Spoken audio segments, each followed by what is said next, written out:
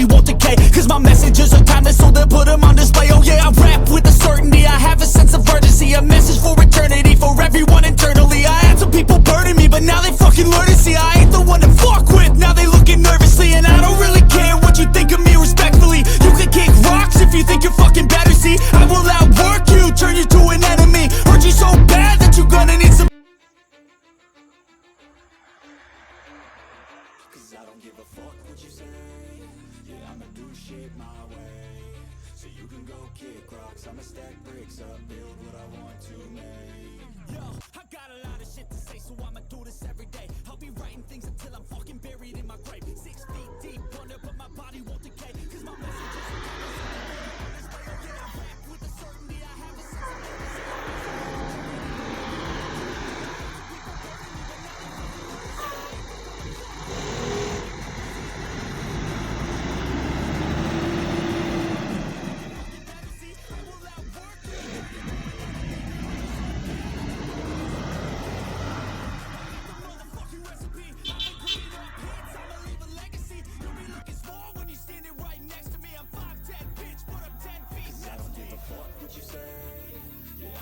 Shit my way, so you can go kick rocks, I'ma stack bricks up, build what I want to make.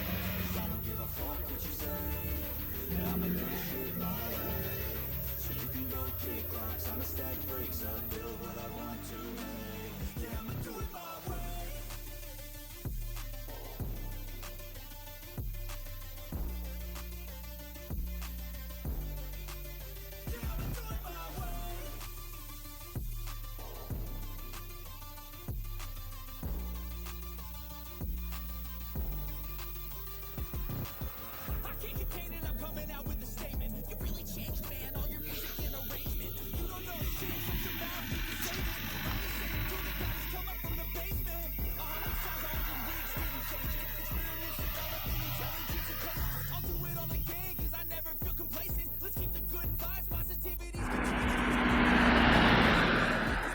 There we go. Oh no.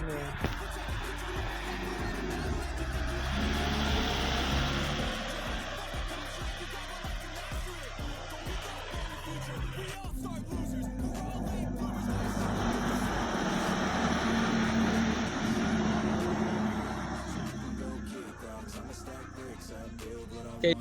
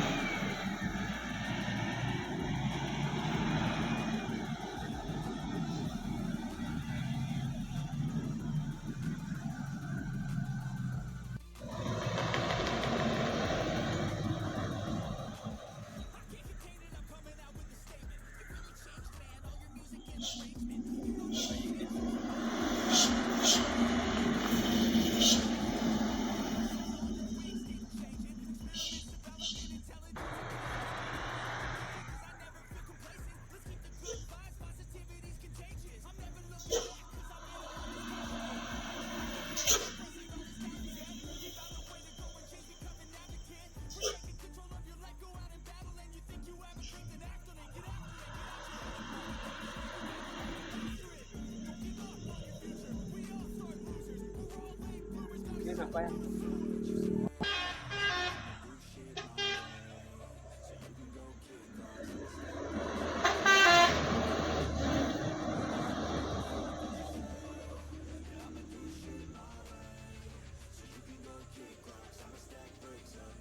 Paimaham.